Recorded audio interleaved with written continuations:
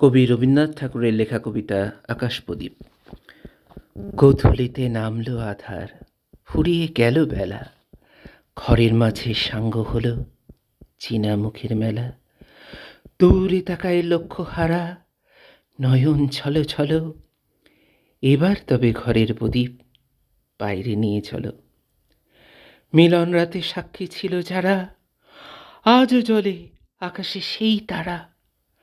পাণ্ডু আধার বিদায় রাতের শেষে, যে তাকাতো শিশির সজল শূন্যতা উদ্দেশ্যে, সেই তারকা তেমনি চেয়েই আছে অস্তলোকের প্রান্তদ্বারের কাছে। অকারণে তাই এই প্রদীপ জ্বালাই আকাশ পানে, যেখান হতে স্বপ্ন নামে প্রাণে।